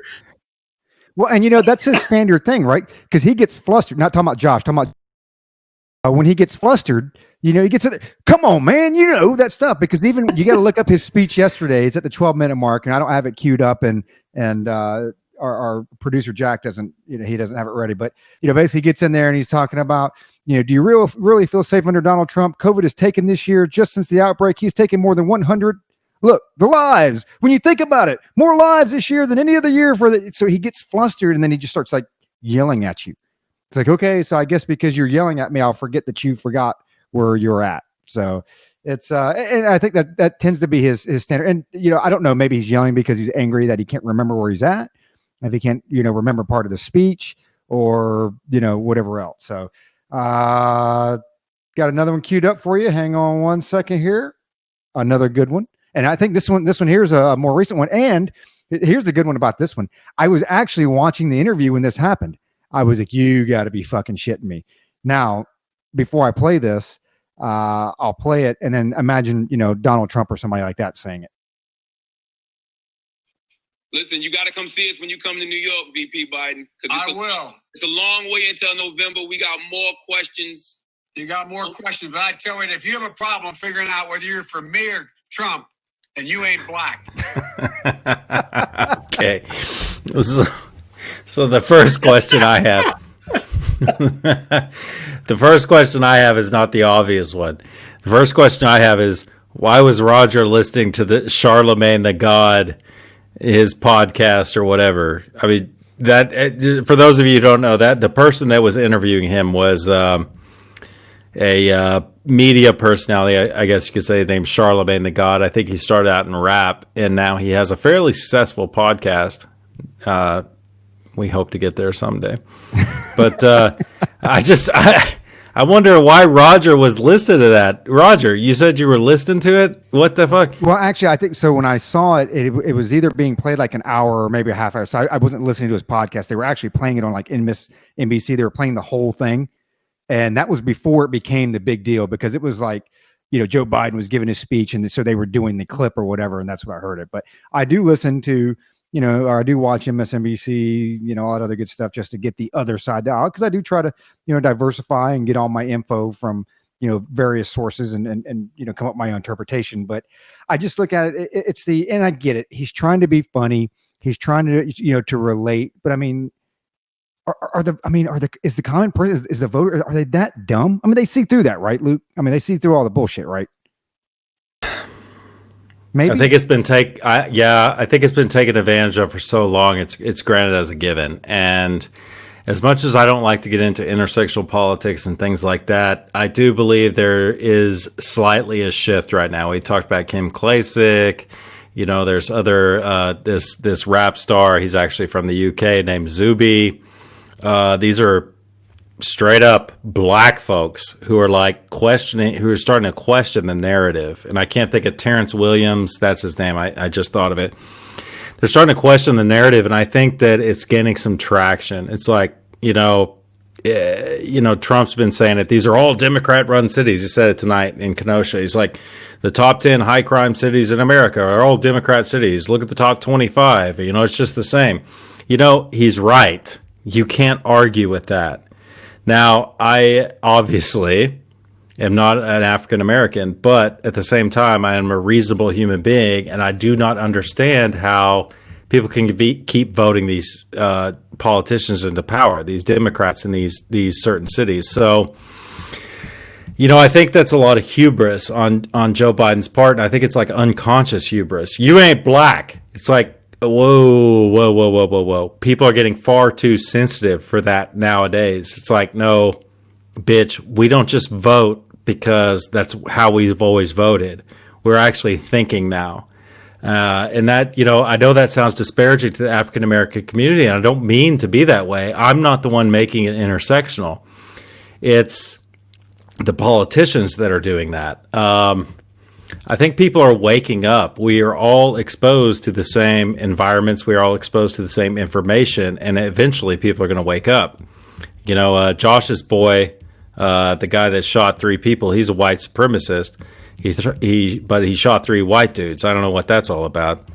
But all this intersectionality and it's starting to piss me off. And again, I'll say the same. I'll repeat what I said before. I think that was a lot of hubris on Joe Biden's part, and I think that was unconscious from being in 47 years of politics, where it's just you're granted the black vote. You're granted. It doesn't matter what you say. It doesn't matter what the fuck you do. It doesn't matter how shitty the city is. You're going to keep voting for him. I think people are starting to wake up and realize, hey, we've actually got a choice here. Maybe we should think about what we're doing. And you get a beautiful politician like Kim Klacik coming out. And it's like, whoa. She's not going to win, folks. She's not going to win. She may win the nomination, but she's not going to win. But it's starting to wake people up. It's like, wait. This is one of our own. She grew up here. I have a choice. Am I getting too philosophical about this stupid ass Biden quote or what, Josh? What do you think? I don't know. Are you drinking Boulay Rye? Not yet. I'd be crying right now. I would be literally shedding a tear because that was a very emotional. I think that was a very emotional event I just had right now. So if I was drinking Boulay, you guys would know it, and so would the Canteeners out. I think one of the things that's happened, and it's happened for far too long, is for some reason the white people on the left have felt, and maybe it's because of some of the reasons you gave, for some reason they feel like they can speak for the African American community. Oh, no. That's not what I know that's what they said, but that's not what they meant. I'll tell you what they really meant. It's like, who are you? Who are you to speak for me? Period. Right? And I think you're right. I think some people are catching on to that. There was, I forget who it was. It was Don Lemon or one of these other assholes on the left who came out after Tim Scott's speech at the RNC and was like, well, no, I don't agree with that. Here, and it started going on. And then the guest he had on, who I think it was with Chris Cuomo, Fredo, what's up? Fredo was like, no, here's what he meant to say. It was like, no, I'm fairly certain that Tim Scott said what he meant, and he meant what he said. And who are you to come up and say, well, no, that's not what he meant to say. Here's what he really meant to say, because, as a black person, Tim Scott really meant to say, grr. It was like, no, dude, like, who do you think you are? Again, I go back to the Greta. How dare you? But you go and you look at a lot of the people who are quote unquote offended right now, and it's all a bunch of white people on the left. And I'm not saying that, anybody can be offended by, police brutality. Anybody can be offended by, those things that most of us find immoral, right? That's what makes us human beings. But you go and look at all these people out there right now, a lot of them are like white people on the far left. And they're, I know what black people want. I know what, Asian people want. I know what minorities want. It was like, you do? Really? That's interesting because, you grew up with a silver spoon in your mouth, and you didn't grow up poor. You grew up with hamburger buns that were actual hamburger buns. I grew up with a loaf of fucking bread that was hot dog buns, hamburger buns. That was your toast. That Whatever was your you needed. That was everything. That was everything. Bitch, you actually had hamburger buns. You had the good potato buns. That was the kid version of the canteen cup, right? It was the multi-use. It was the multi-use food. So whatever you needed it to be, that's what it was. Exactly. So yeah, I do not understand that one at all. But people, you know what, the African American community, they should be pissed off about that. They should absolutely be pissed off about that, because here you have a white person who has not had any type of struggles, saying you ain't black enough. You ain't black. That's just, dude, that is absolutely insane. That's like him. To Charlemagne the God, too. To Charlemagne the God, who is actually a personality who identifies with that, section of whatever. I mean, you're going to say that to him and that audience that he garners. It's like, what the fuck are you doing?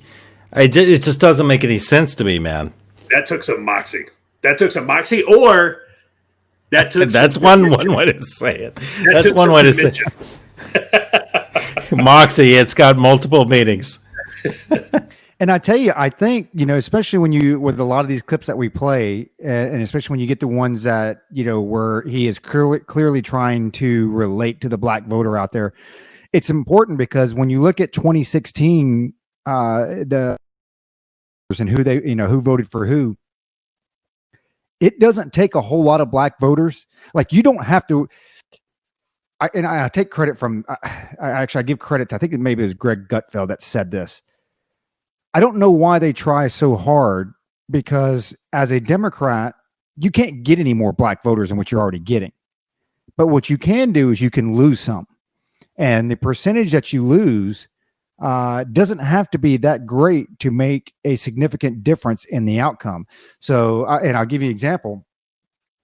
In 2016, and granted, it was Hillary Clinton, but you've got 8% of the black voters voted for President Trump, which I think is actually pretty high from what they were thinking. He might get 4%. So he doubled the expectations. And, the way the Electoral College breaks down and the way a lot of these counties break down, hey, I tell you what, that thing creeps. And I don't know what Trump will get as far as this time around, but, you start creeping into double digits on there, and that's in the right areas, the right counties and the right states. That's enough to swing some states. That may be enough to swing an entire state. So it's pretty important. Another thing that was pretty big that I heard the other night was the Hispanic vote. Here's what people don't realize is that Donald Trump got 29% of the Hispanic vote. And they're saying that could possibly grow to 35 to 40% this time around, because more and more Hispanics actually agree with his policies and are more in line with, with his policies versus, what they've had on the left, Hillary Clinton and Joe Biden. And it's kind of funny because being out here in Queen Creek, obviously a lot of the laborers out here, are Hispanic background. And when I ask a lot of them, and, I'm not obviously a pollster, and I'm not asking them a scientific question for polling, but I'm just like, hey, man, so what do you think about the election coming up, this and that? I tell you what, I have yet to run into one. And we're talking about, hard ass laborers out here that has said, yeah, I'm a Biden voter. Everybody's like, yeah, I'm voting for Trump. It's like, I want to keep my, because these are mom and pops that have a landscaping business that, they earn their living by mowing the yard, and by trimming your trees, and, maybe they can get a side job laying a sidewalk with, and some concrete or whatever. But I've yet to see any of these folks come out, or, and maybe I'm just, the neck of the woods that I'm in, but they're all like, yeah, we're voting for Trump. So I tell you, they joke about it. And you even heard it a little bit with Tim Scott and the district attorney from Kentucky's name slips my mind, or maybe it was AG, but they come out and say, hey, you can't just think the black vote is automatic, because I tell you, that 8% creeps up to 10. That's going to start swaying some areas big time. Well, Roger, it probably doesn't help. It probably doesn't help that you're rolling up on these dudes in the Home Depot parking lot, rocking your your massive guns with your MAGA muscle shirt saying, "Hey, bro, who you gonna vote for, Ace?" You know, Well- and they're like, As the guy's mowing my yard with my Trump flag, he's probably smart. He's like, oh yeah, I'm a Trump supporter, mother. Yeah, Trump. "Okay, yeah, here's your tip. Here's your tip." Dude, that's racist, dude. Roger, why are you being so racist, bro? I don't know, man. So, Roger, with me being a minority, Luke, don't you think that was a little bit racist? Yeah, it probably was. Roger can't be racist. Minority So, can't be racist. I'm gonna plug the freemium content here. If those of you who listen to the freemium on the YouTube, you'll understand what we're talking about here. We're gonna do an episode coming up with some pretty crazy shit. So get ready for that. But I'll tell you, Roger, you brought something up, and I want to admit something. And those of you who know me very well, Roger, Josh, Ryan, Titus, all these people, I'm going to admit when I was wrong, because it is now here where I am. It is now September 2nd, and I was wrong, folks. I was wrong. I was convinced there was going to be an immigration issue. I was convinced it was going to be an issue with the election, with people coming up, and it was going to be a COVID thing, and I was wrong about that. I was absolutely wrong. So I'm admitting it. Mark it down. Episode 31 of Culper's Canteen Cup. Luke was wrong. And it's because you couldn't have foreseen the whole George Floyd and the Yeah, and I think part of it is I underestimated COVID. I underestimated the response of it. The response of the public. I thought the public would get over it by now, and I was absolutely wrong. And that kind of shakes me a little bit. But yeah, I was wrong. So no immigration, but that shit's coming around. That shit hasn't gone away. I mean, Trump's 130 miles. That ain't a wall or whatever it is. That ain't shit. That's still going to come around. That'll be a 2021 episode. Yeah, exactly. So sorry to derail that right there. I just had to admit I was wrong, and that's a big thing for me. That's a big thing, as Roger and Josh will tell you. Kevin, our producer, is telling us he's got the last one queued up. So here we go. No man has a right to raise a hand to a woman in anger other than in self-defense, and that's rarely ever occurs. And so we have to just change the culture, period, and keep punching at it and punching at it and punching at it. So did he really just say we have to change the culture? So he really said we have to change the culture and just keep punching at it and punching at it and punching at it. Dude, you can't make this shit up, Josh. Josh, I'm gonna go ahead and give you the cue. All right, I'm gonna give you the hey, Ted, cue up Josh. Our producer Ted's queuing up Josh. So, but yeah, you can't make that stuff up, right? I mean, come on, man. Come on, man. No, you can't. It's again, man. He wasn't fit to be the vice president. He wasn't. They intentionally, Obama's second term, they intentionally kept him away from microphones. They intentionally kept him sequestered in a basement like he is now, because they knew it was like, they knew that when Joe Biden gets near a microphone, he's going to say something stupid, right? This is a big, right? Remember that one? When they signed the, Obamacare? It was a big fucking deal. It's like, Joe, it's like, this is what are you doing? Your microphone's on, Joe. Yeah. This is live television.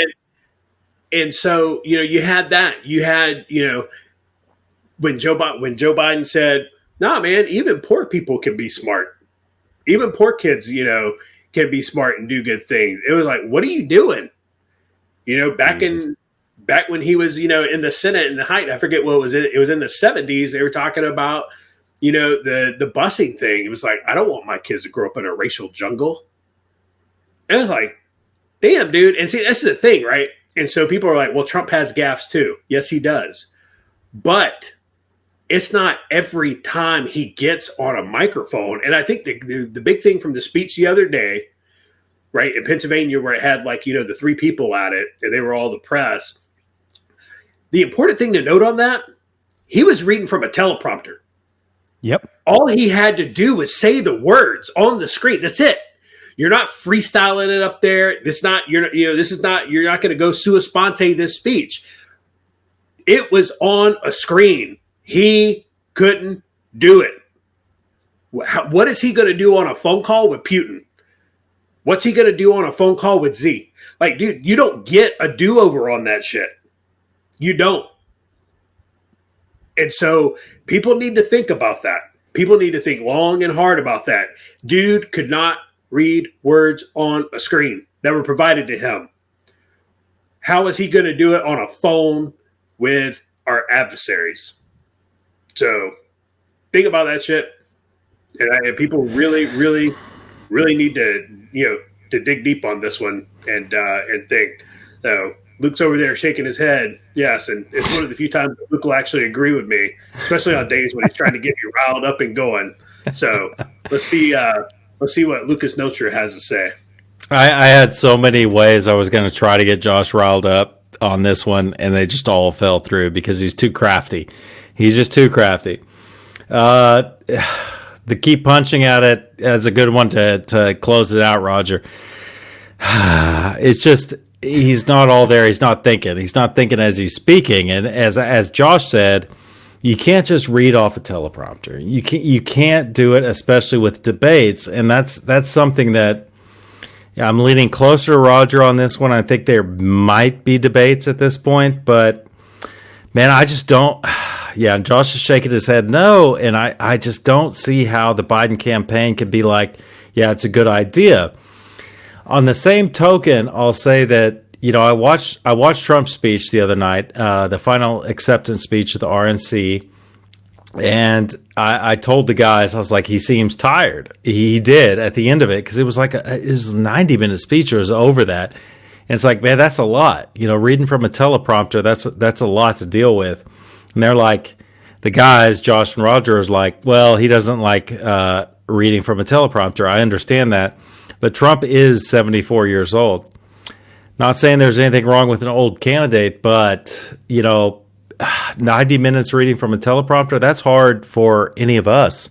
And we're in our early 40s. So, it's just going to be interesting. It's going to be interesting to see. We had a bunch more clips, man. I think we looked at a bunch of them, man. Yeah, Roger did, the thing, you ain't black, but we did we had the Ukraine quid pro quo one. I mean, that's a big one. I mean, Joe Biden, this goes back to what Josh said. He's been saying things for a lot of years when he was in quote unquote power, when he was the vice president. Before that, I mean, he said a lot of things that the Trump campaign can draw back on, can reach back and pull back and say, hey, Joe Biden, you've got a choice. You can either disavow what you've said right now, or you can stick with it. And that's not a good choice with the Ukraine pro quo thing.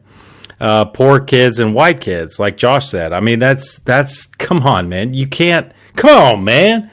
I mean, you either got to stick with that or you got to disavow it. Joe Biden has said to a lot of voters, and this goes back to what pisses me off about Joe Biden, is that, these voters will confront him and he's like, fuck you. Basically, he doesn't say fuck you, but he says, go vote for somebody else. If you don't agree with me, go vote for somebody else. Guess what, jackass? That's not the way you win a presidential election. So he's got to change a lot of things between now and November 3rd. I think we got a lot more gaffes to cover between now and November 3rd. I think there's thank God for Joe Biden for the Culper's Canteen Cup. There's a lot of material here. So I'm going to send it over to Roger. I guess we'll maybe go around the horn and then close it out. I hope this has been a good one. I don't know. The producer, Jack, dude, has been on his ass on this one. Yeah, we're fired. You're fired. You're fired. You're fired. No, and you're absolutely right. I tell you what, for the listeners out there that aren't already tracking it, just do a quick gurgle on like Bidenisms or funniest Biden gaffes, because we haven't even gotten to like the really good ones where he tells the guy in the wheelchair, Chuck, stand up, Chuck, let him see you. They're like, Chuck's in a wheelchair. Oh shit. Well, you make us want to stand up, right? I mean, we haven't even gotten to, that, or the, good old Barry being the first, mainstream African-American who's articulate and bright and clean and a nice looking guy. I'm like, really? Did you did you just say that about Barry? Or, you can go to when he's talking, and I watched a video clip. It was the first time of this one where he talks about to the Indian. He goes, "You can't go to a 7-Eleven or Dunkin' Donuts unless you have a slight Indian accent." I'm not joking. And he's talking to an Indian dude. And, the Indian dude, being nice, he's just like, yeah, you can see it in the smell. Like, yeah, you can actually go fuck yourself, Joe. Or, dude, there's many of them. So it's hard to pick a favorite. I would say go Google him. He's definitely got some classics out there. And I think one of my all-time favorites where I throw it around the horn is, we're in some trying times, and you just got to remember, you got to take it back to the days of Franklin D. Roosevelt, that when the stock market crashed back in 1929, Franklin Roosevelt got on the TV and, he pacified the nation, right? He unified us. He pacified us. He gave folks confidence, and you could just see FDR on there, just reaching out to the American people. The problem is, FDR wasn't president in 1929, and we didn't have the TV out yet. So I'll leave it at that. But what that does, because I understand what Joe is trying to do, and he's trying to relate to people, but it's like, dude, you just lied. Which, by the way, he has at least 2 plagiarism, which that's one of the reasons he dropped out of an election, right? Was because of plagiarism. So he's got at least 2 speeches that he's plagiarized. So now you get to the point where this dude is just making shit up. You attempt to, like when Hillary Clinton says, I carry hot sauce. Okay. I think that, well, you know what? Maybe she actually does carry hot sauce. She's from Arkansas, whatever. Joe Biden, Luke Shaky says like, fuck no, she don't carry no damn hot sauce. But looking at what Joe Biden's like, dude, the dude just lied. He just straight lied. So I'll leave it at this before I throw it to Josh for his final thoughts. But man, I can't wait for the debates. And I tell you, I can't wait for more Joe Biden speeches. And I pray, I can't wait until they start asking him questions and he actually has to get out there and do, a little freestyle rap for, 10 or 15 minutes. So Josh, final thoughts. Joe Biden does not get on a debate stage with Donald Trump. They will absolutely not allow it. They will come up with every excuse in the book. They'll come up with every excuse in the book, man. They will not allow Joe Biden to get on a debate stage with Donald Trump. What they're going to do is they're going to have Joe Biden record some canned responses to, those questions that they always get asked, right? What would you do about Russia? What would you do about China? Second Amendment, police, reform, blah, blah, right? They're going to have recorded answers of Joe on a video, and that's it. They're going to be like, dude, the middle of this month, the beginning of October, they're going to be like, oh, Joe Biden has COVID-19. He can't, he's got a quarantine or something.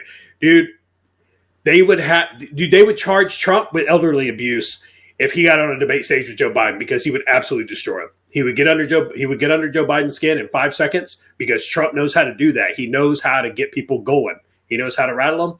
And dude, Biden would lose his shit. He'd turn into a babbling mess, and they would literally have to stop the debate, man. They would literally it would be like fucking Don King jumping in the ring, and it'd be like, oh, stop it, guys.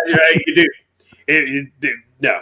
Joe Biden does not get on a debate stage with Donald Trump. Saying it right now, calling it done. And Joe Biden, because Joe Biden's going to say some dumb shit. He's going to lie again during that race back in the 80s when he was like, I have 2 degrees and I graduated at the top of my class and blah, blah. And they were like, no, you don't.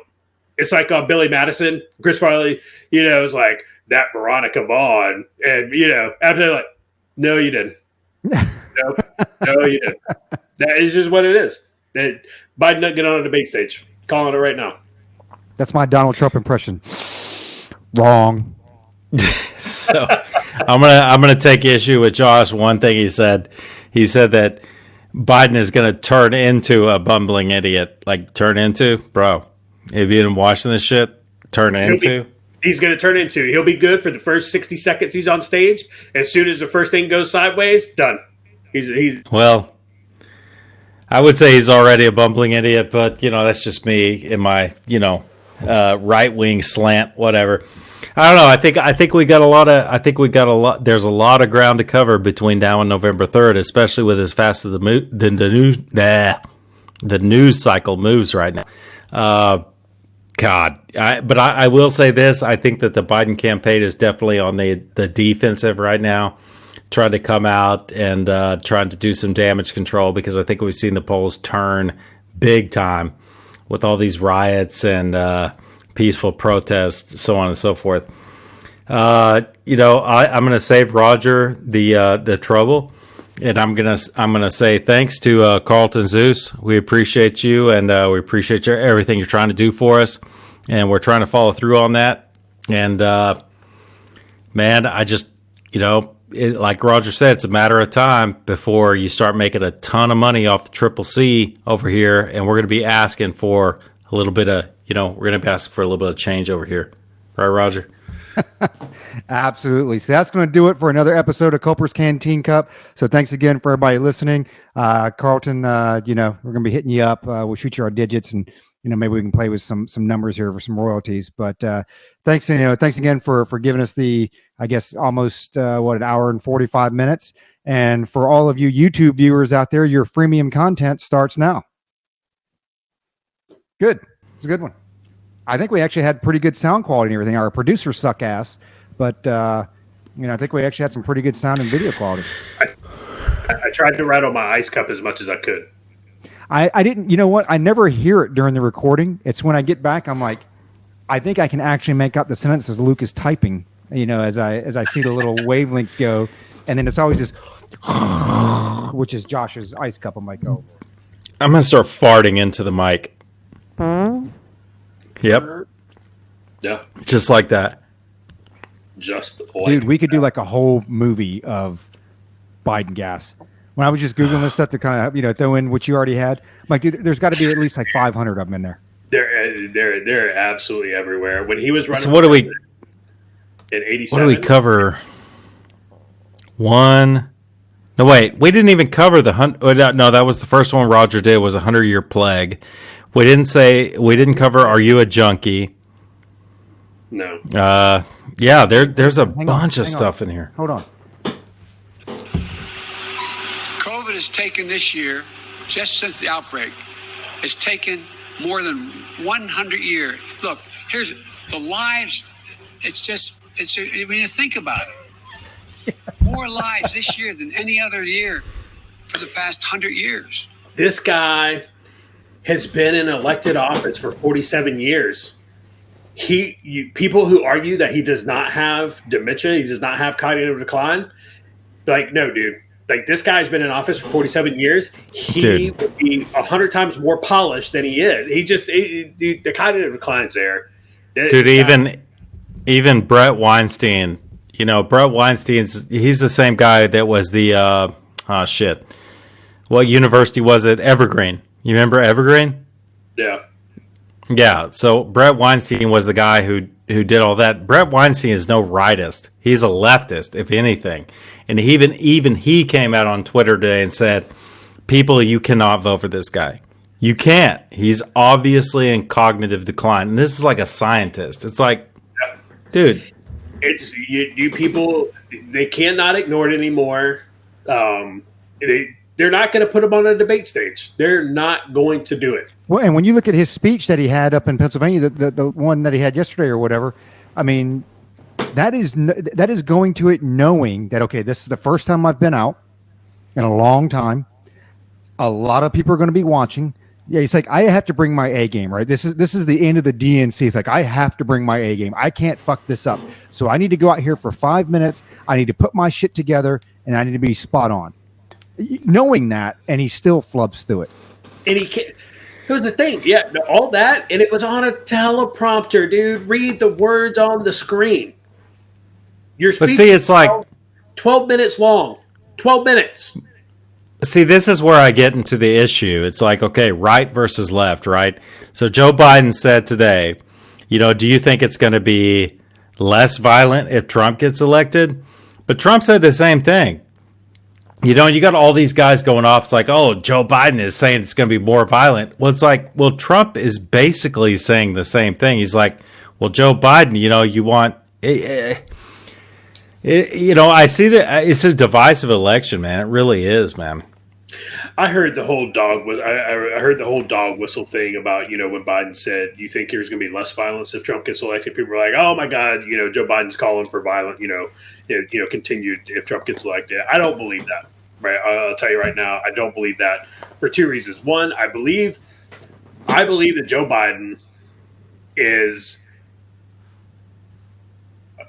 shit.